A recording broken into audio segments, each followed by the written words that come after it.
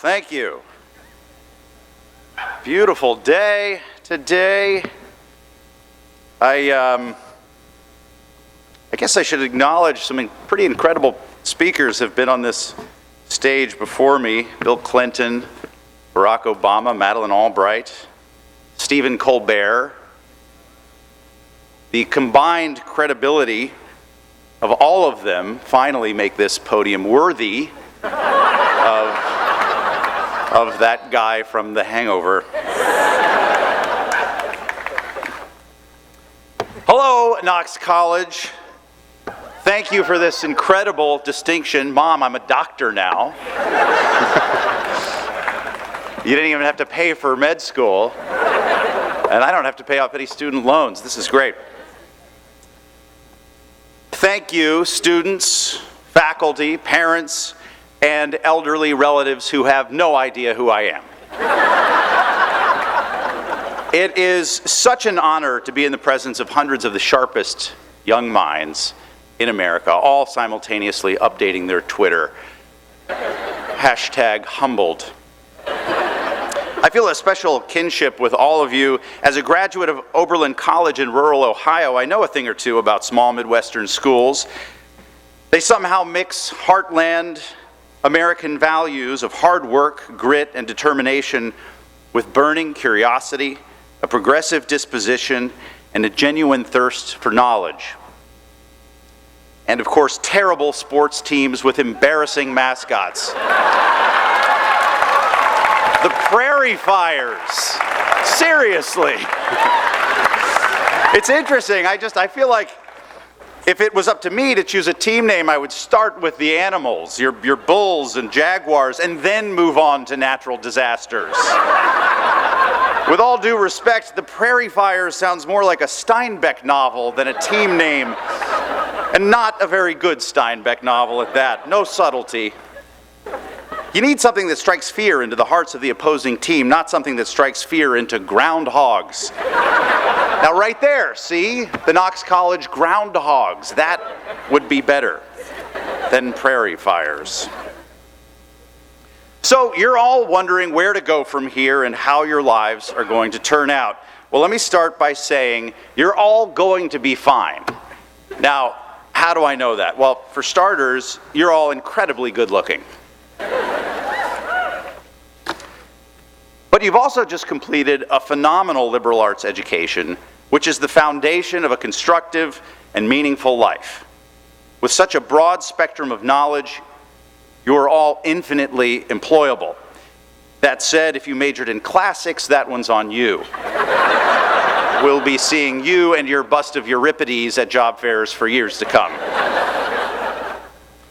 When I was first asked to speak to the Knox class of 2013, I must admit I didn't know if I was the guy you wanted giving advice. If you think about it, I'm best known for playing a character who makes terrible decisions and then can't even remember them. So I got nervous. I got a little scared. It wasn't a physical fear of any kind. I'm pretty sure I could take any of you in a fist fight. And if not, my high-pitched screaming would surely paralyze you. Rather, I was simply scared of screwing it up. What was I going to talk about?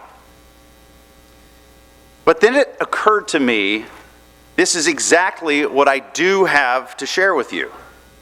My firsthand knowledge that one of the most valuable and life-informing things you can experience is, in fact, fear.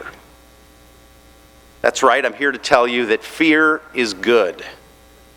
Maybe you feel fear right now, fear that you won't land a job, fear that you won't find true love, or fear that your commencement speaker is completely naked under this robe. All very valid fears. But to understand why fear is good, one has to stop viewing fear as a feeling, emotion, or behavioral command and start looking at it simply as information. Fear is good because it's our brain's way of identifying the things about which we are ignorant. Knowing this, we should look at our fear not as a reason to avoid the things that frighten us, but as a reason to engage them. Now, don't get me wrong, I'm not telling you to seek out things that are life-endangering, like fires or grizzly bears, which, by the way, brings me to a very important point. You're supposed to run from a fire and play dead with a grizzly bear. Do not mix those up. Very important. And if you ever see a grizzly bear that's on fire, gently remind him to stop, drop, and roll. And if that works, and the bear is still alive, then of course you should immediately play dead. All of that is to say that fear of known physical danger is obviously warranted and needn't be questioned or overthought. But the other kind of fear of the unknown, fear that shuts down action without any real explanation, when you feel that fear, let it be a trigger for curiosity. Thank you. When I was 8 years old, I watched Saturday Night Live for the first time. It blew me away. I didn't understand the jokes, but it didn't matter. I just loved the energy, and I wanted to be a part of it. As I grew older, my obsession became stronger, so when I finally graduated from college, I did what any aspiring comic would do. I moved to New York City, and I became an assistant film editor. That's not comedy, but I rationalized it. I need to make money. It will teach me about filmmaking. It will give me access to equipment so I can make my comedy films. I made myself believe those things, and I worked hard, and let me tell you, I was good at it. I became an assistant editor at the top post-production company in New York City, and I was truly a go-to expert in the field.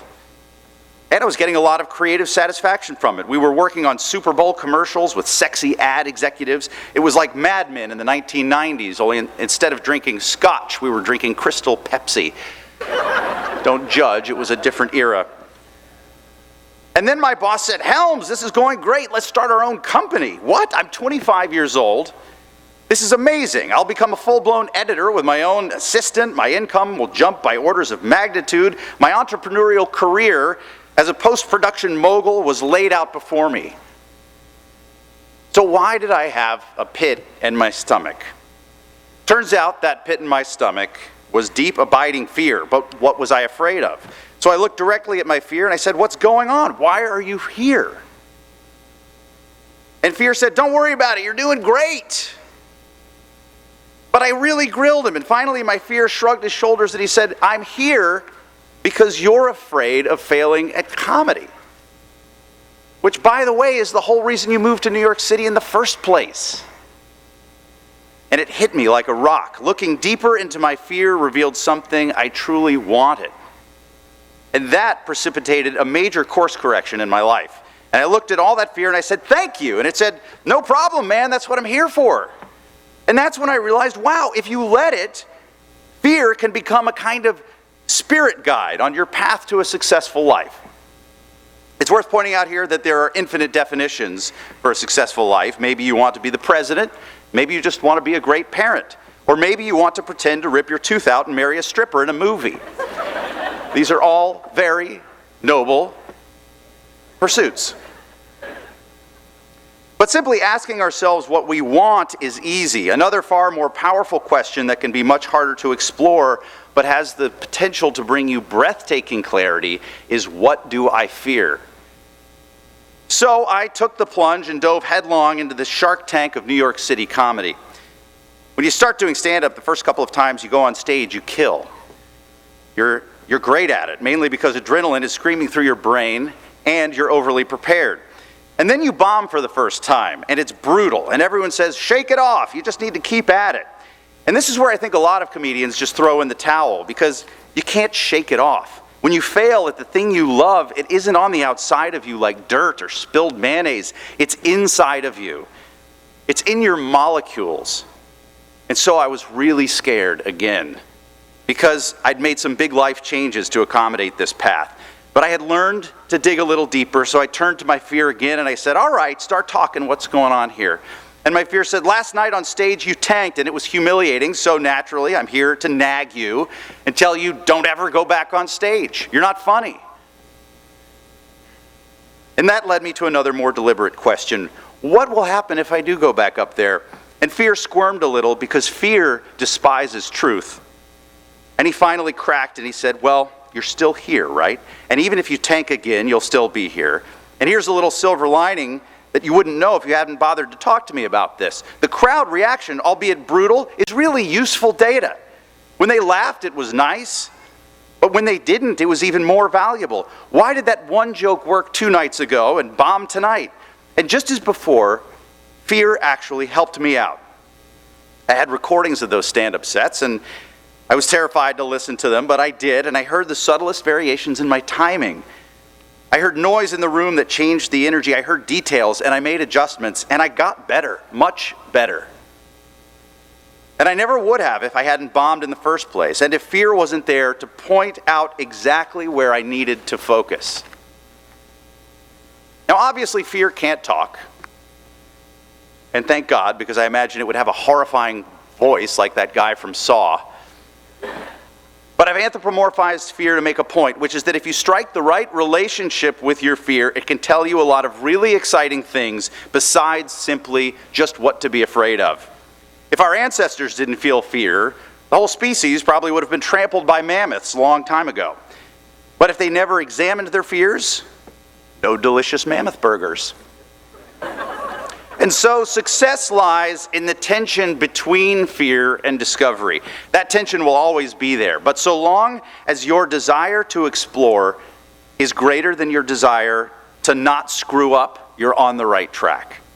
A life oriented toward discovery is infinitely more rewarding than a life oriented towards not blowing it. So don't be afraid of fear, because it sharpens you, it challenges you, it makes you stronger. And when you run away from fear, you also run away from the opportunity to be your best possible self. And so today, in facing my own fear squarely and using it to interrogate myself, I realized something I probably should have known from the start. No slightly older, reasonably famous man or woman standing at a podium in an ill-fitting graduation gown can actually tell you what you need to know upon setting out on this day. Indeed, the truth about fear, as with the rest of life, is that you'll only really figure it out by living through it. So by God, get out there and live. Take your lumps, dole out a few lumps, and trust that you'll figure it out. Trust your instincts, trust your passions, trust your empathy, trust your love, and trust that even fear itself will want to stop, drop, and roll when confronted with the unstoppable passion and power of a Knox Prairie fire. Thank you and congratulations.